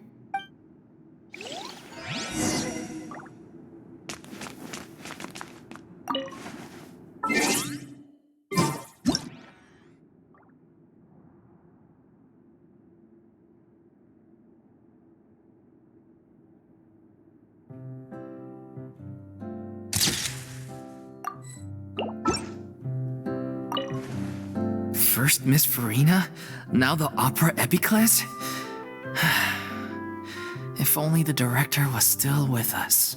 Hey, come on. There's no point in dwelling on that now. We have a lot of work to do. Yeah, you're right. Now's not the time to get all melancholy.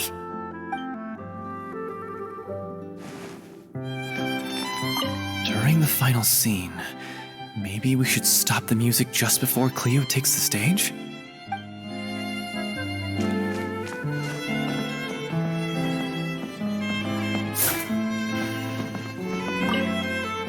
Best of luck to you.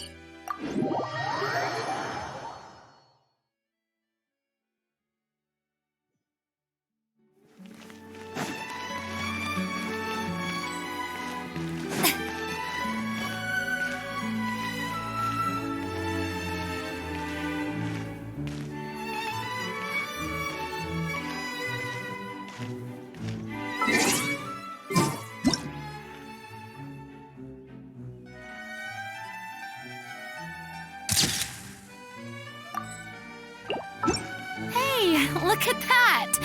Looks like I guessed right. You were just guessing?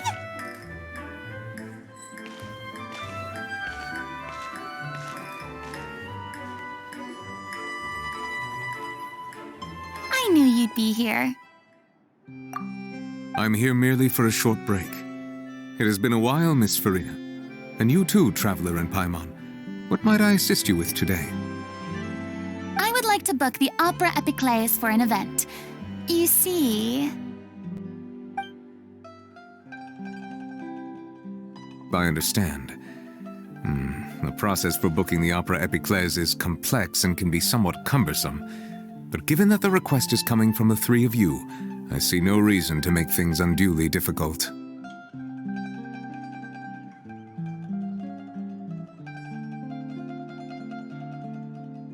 The story of the little Oceanid is most fascinating.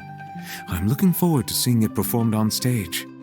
I will say, however, that I am surprised to see your passion for the performing arts rekindled after all that has happened. Huh? What do you mean? Do I look excited? Yes, and this is the first time that I've seen you like this since your departure from deityhood. At first, I just felt bad about rejecting them, so I wanted to learn a little bit more about their situation. But one thing led to another, and... well, here we are. In the past, we sat in our high chairs in the court, giving our opinions on isolated cases, all while knowing very little about the human stories behind each and every one. Maybe it's because I finally become an ordinary person and gained my freedom, but I've developed a great sense of curiosity about their lives. I am truly delighted to see you find a new lease on life. Now that you've regained some confidence, have you had any thoughts regarding a return to the stage? Why would you suddenly ask a question like that? Well, if the Little Oceanid turns out to be a great success, it will no doubt become a classic. Many theater companies are certain to add it to their repertoire. The experiences and decisions of the protagonist Cleo are all modeled after your own. Naturally, this makes you eminently suited to playing the leading role. It would truly be a shame if you did not take this opportunity to allow audiences to enjoy your outstanding acting talents once more. Haven't I already made myself clear? I won't act or perform in any role ever again. No exceptions. Nor do I think it is any great shame. There is no lack of fine actors or inspirational stories, either on or off the stage. This experience is a case in point. I feel like I've learned a lot, and it has already been well worth the price of admission. I must admit, though, I'm a little envious. They're quite fortunate to be able to bid farewell to their past in such a magnificent manner. I see. Well, I'm glad to learn that you have found a role to play that you enjoy, be it on the stage or not. I sincerely hope the show will serve as the grandest of finales. I will have my staff book the date and mail the relevant paperwork to the troupe once the details are confirmed. Thanks, Nervalette. You are very welcome.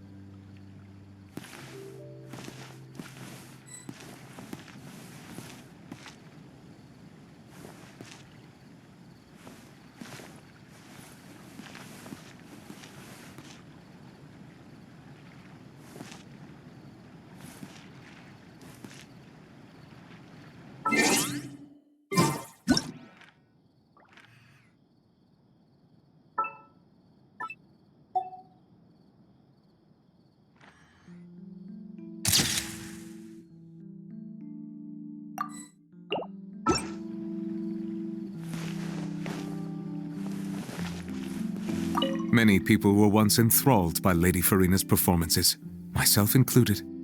I hope that one day she'll be able to understand that our appreciation was always sincere. Many people were once enthralled by Lady Furina's performances, myself included. I hope that one day she'll be able to understand that our appreciation was always sincere.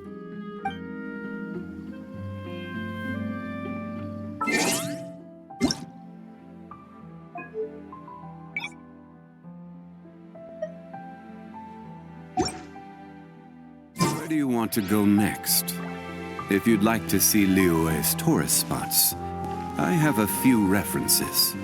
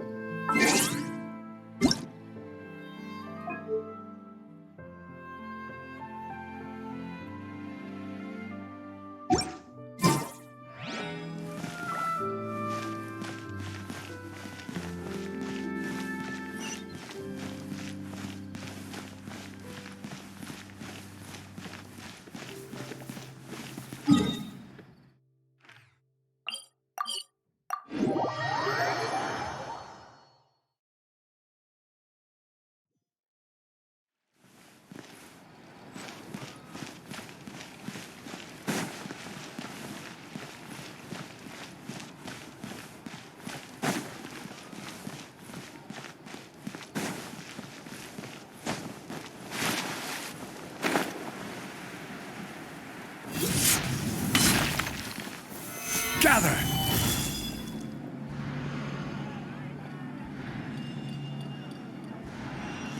Illusion shattered! Shower me with praise!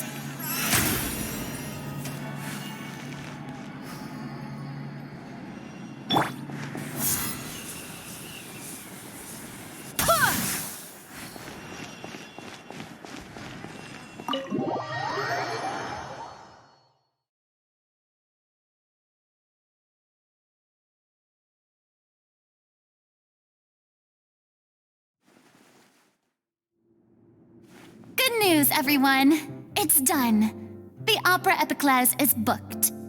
Thanks to my eloquent and impassioned speech, Monsieur Neuvillette was moved to provide us with a fitting stage for this special performance.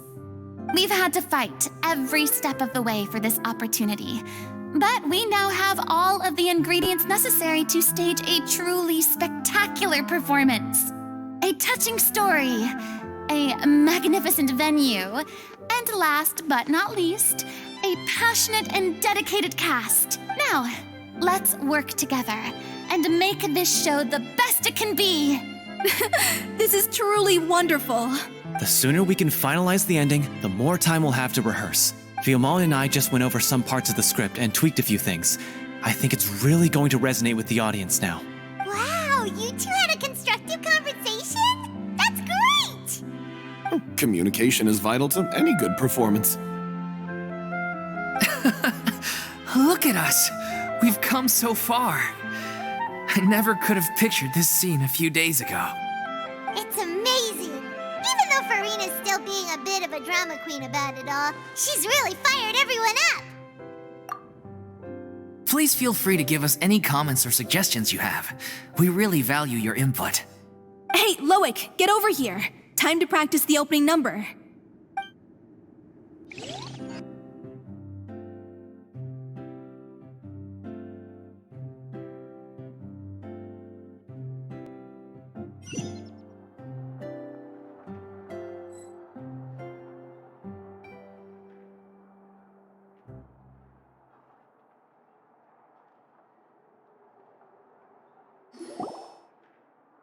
Cursed Cleo.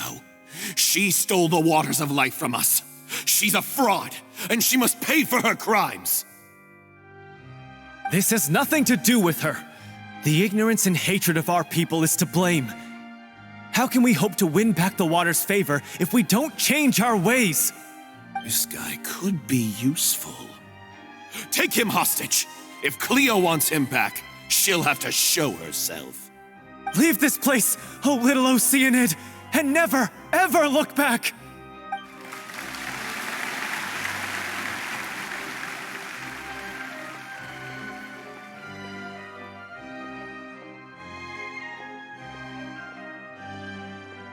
Everyone's really throwing themselves into their roles. I haven't seen such a fine performance in a long time. If only... What should we do? It's almost time for her to take the stage! Why? Why does it have to be now? Hey, what's going on? You're due on stage any second now.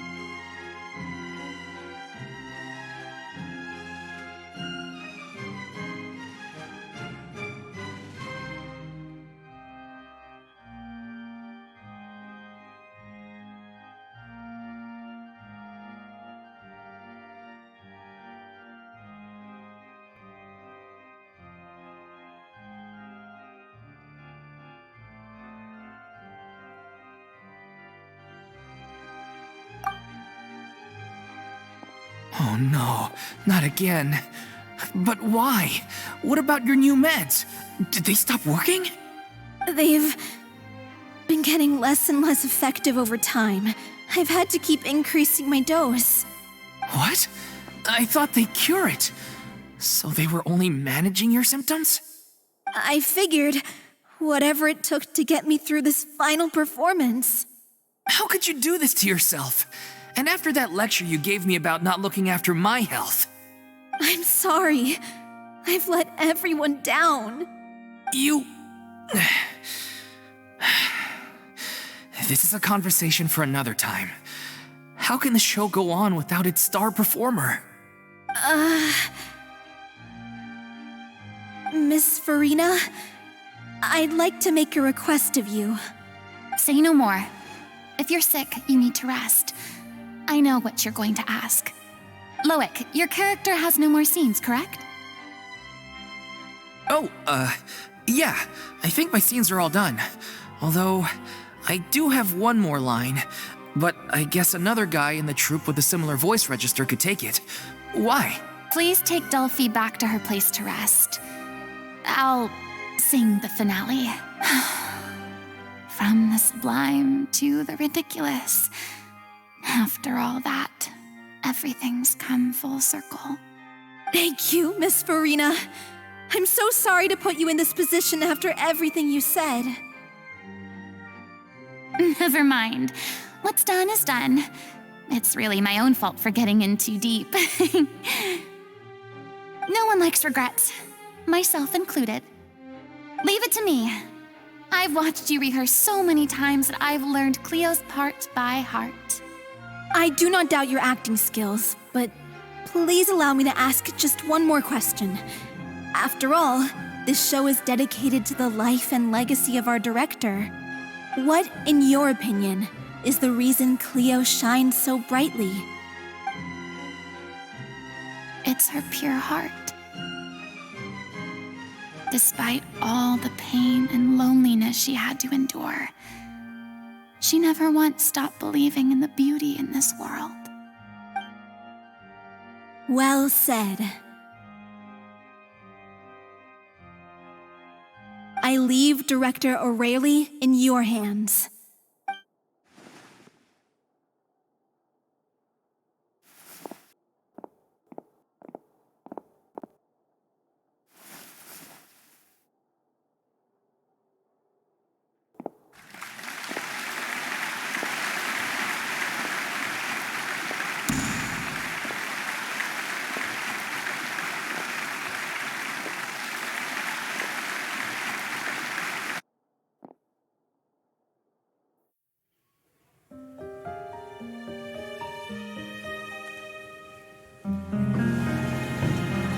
Is she here yet?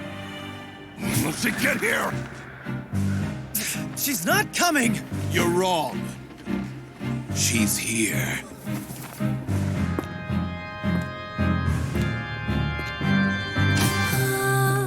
Si je pouvais vivre dans l'eau, le monde serait-il plus beau? Me pardonneras-tu, ô chère mère? L'eau dans son courant fait danser nos vies, et la cité elle est nourrie, ainsi que toi, mon doux amour. But what about your wish? My wish.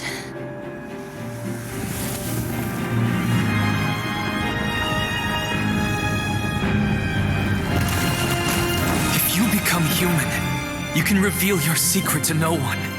You will face suffering and loneliness. Is this truly what you want? Le grand amour ne suffit pas, seul un adieu fleurira. C'est notre histoire de vie, douce et amère. Moi, je suis, serai toujours là, à voir le monde et sa beauté.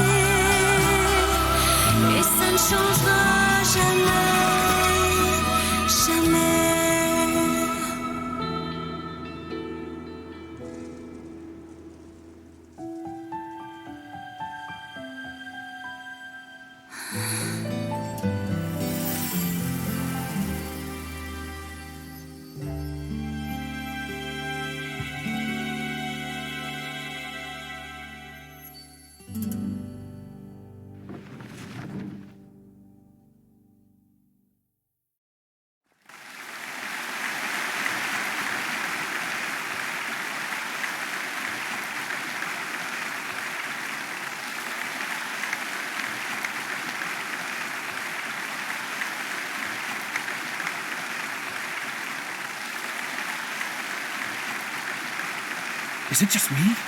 Or was that Lady Furina on the stage just now? She hasn't been seen for a while now, and she just appears out of nowhere? Gotta say, though, her acting skills are as superb as ever. The little Oceanid, Cleo, played by Aurélie Fumont.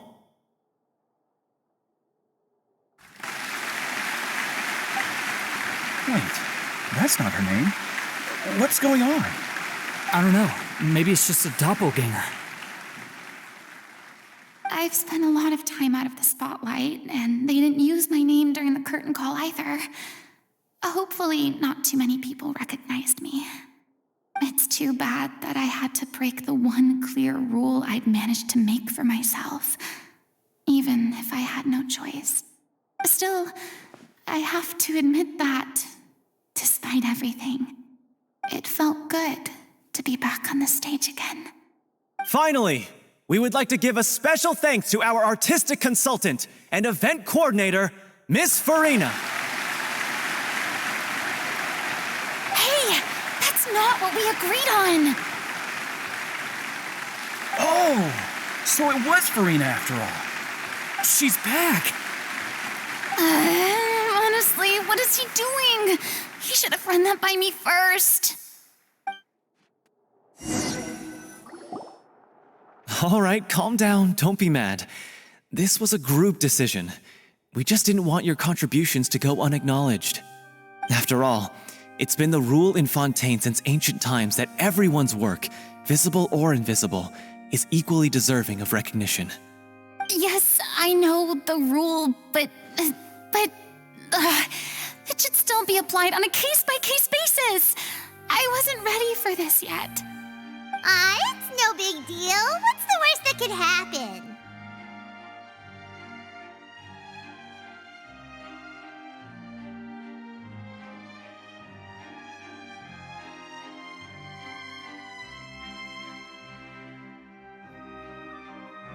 Oh, yeah? Well, since you think it's so easy, you can sign them for me. This is a great chat and all, but can we talk about that crazy thing that happened during the show?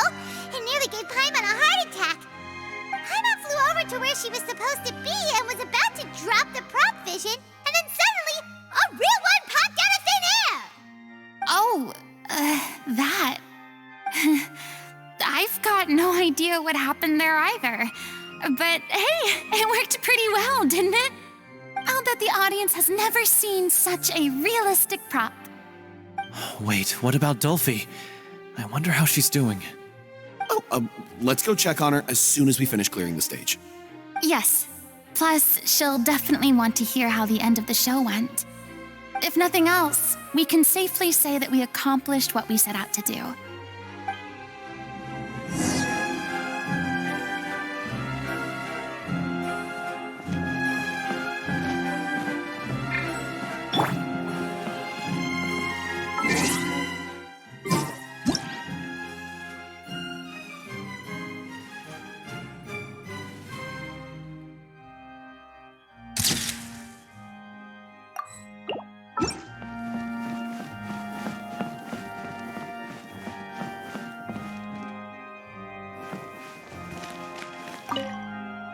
Did anyone see where Miss Furina went?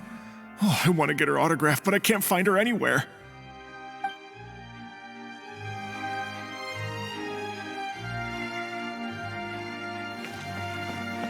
I thought Cleo's actress sang very well. Why did they swap her out at the end? I don't know. Maybe that's just how it was scripted.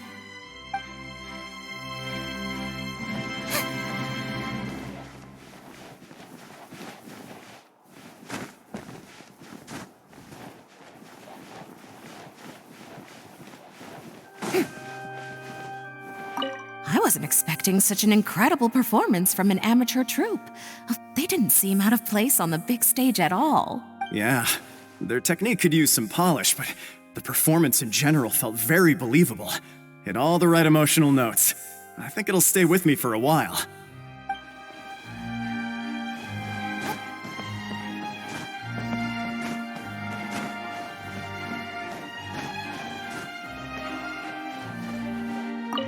What a surprise, seeing Miss Furina on the stage.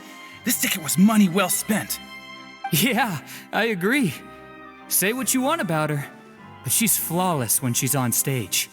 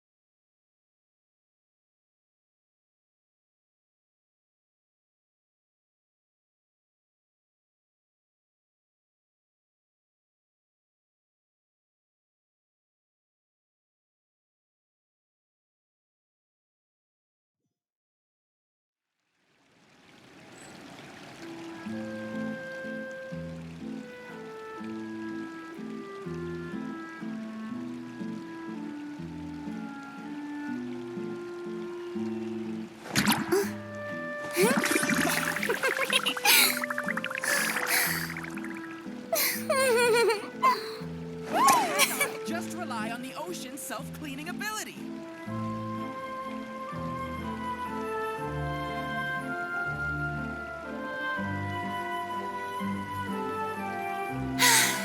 Being too popular can be such a hassle. Who knew the people would adore me so much? We cannot just rely on the ocean's self-cleaning ability.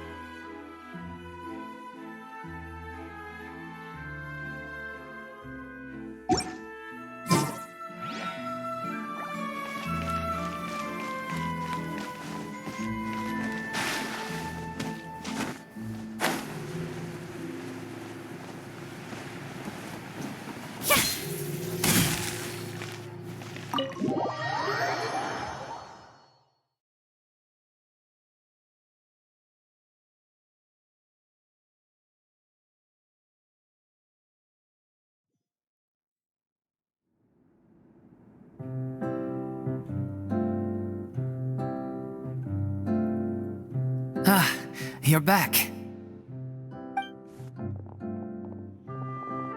She's doing okay.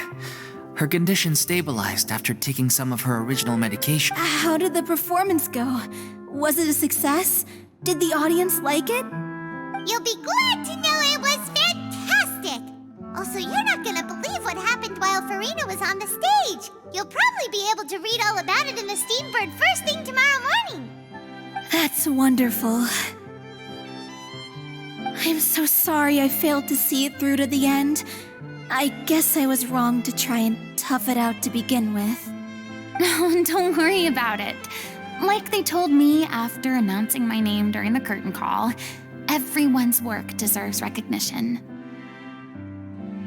Even though you couldn't see it through to the final scene, the audience was very impressed by your performance. It's safe to say that you made your mark on this memorial show. Well, one way or another, we did it. I've had bad luck ever since I was born, so I never expect things to go smoothly in life. I'm just happy to know that we went out on a high note. That's all that matters. Blaming your bad luck again, are we? Maybe if you didn't push yourself past your limits so much, your illness wouldn't be flaring up all the time. Oh, don't you start. I don't have the energy to argue with you right now. Aw, you two clearly care a lot about each other. I don't know what you're talking about. You mean we never stop arguing with each other?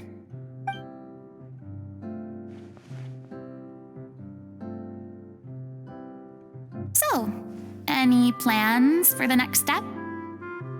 After the brilliant performance you put on, the reputation of your troupe is sure to spread through Fontaine like wildfire. You won't have to disband if you don't want to. You could capitalize on the rave reviews and license out the little Oceanid to the bigger theater troupes out there. That would do wonders for your financial situation. No, we should still disband. Yeah, it's what we all agreed to. After all this happened, I should give you guys some space. But maybe our paths will cross again one day. Hey, don't just walk off!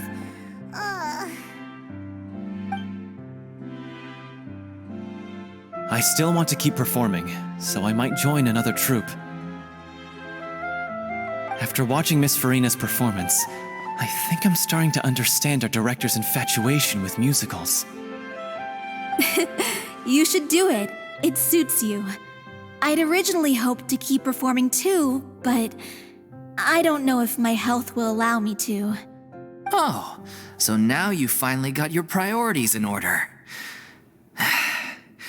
I guess I'll hold off until you've properly recovered as well. What about you, Miss Furina? Any future plans? Well, frankly, I think a return to obscurity is no longer an option for me. I'm sure a slew of consultancy requests will hound me wherever I go until I finally acquiesce. You rather sealed my fate there with your special thanks at the end of the show. Sorry. It's quite all right. No need to apologize. What I meant to say is that this whole experience has shown me that perhaps I'm not as averse to a return to the stage as I previously imagined. Maybe Nervilette was right. Maybe Cleo is the right role for me. I still don't wish to pretend to be someone else, but I do have a desire to express myself. So, maybe the show will go on for me after all.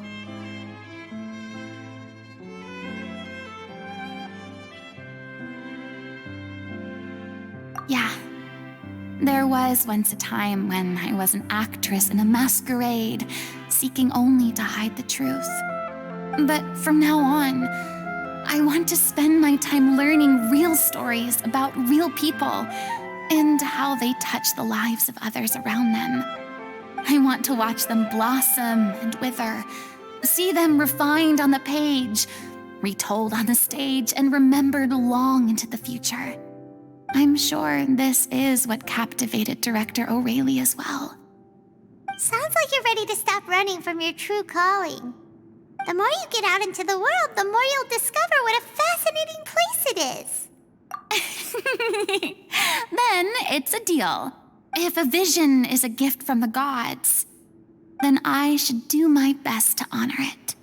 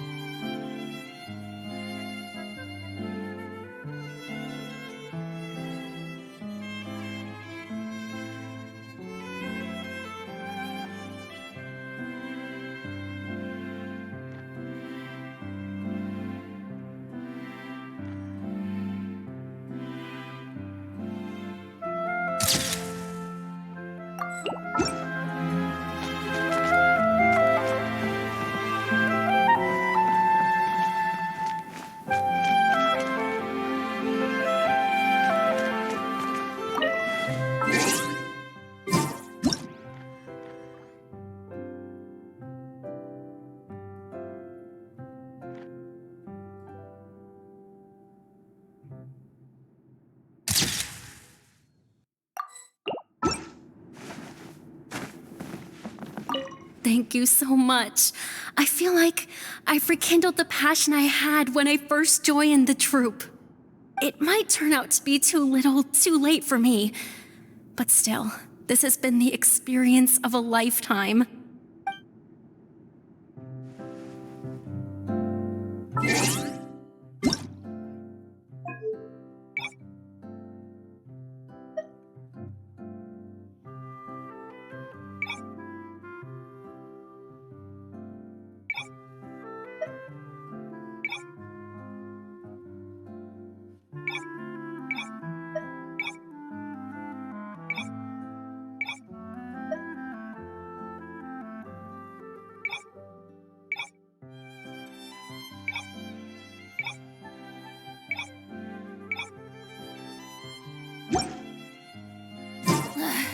Boring! Isn't there anything else more interesting to do?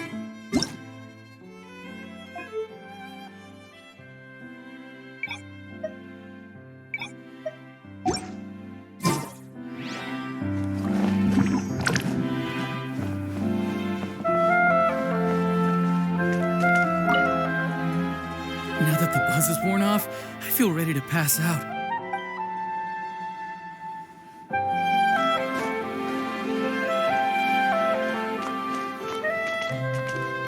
I'm just finishing packing up.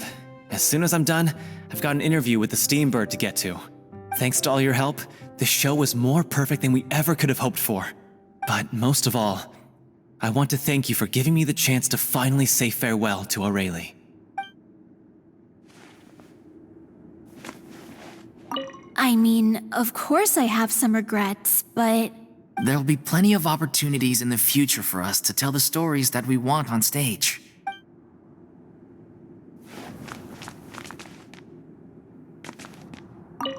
It's ironic to think that in my whole time as a god, I could only ever dream of receiving this kind of power.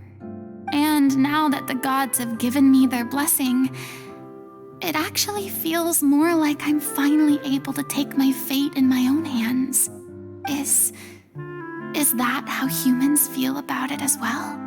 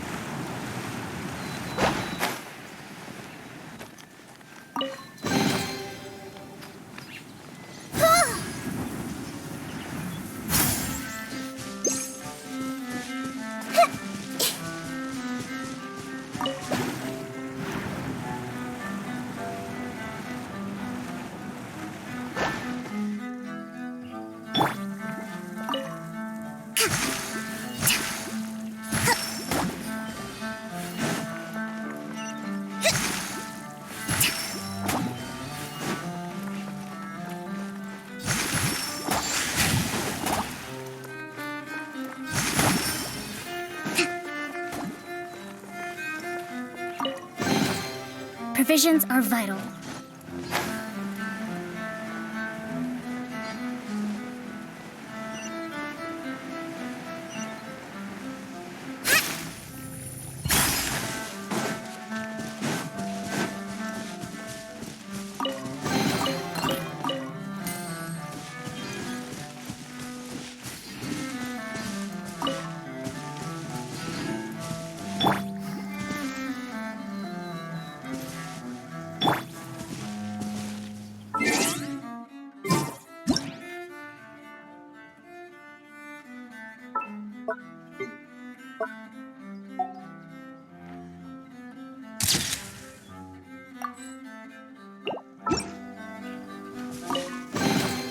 Is this an answer from this world?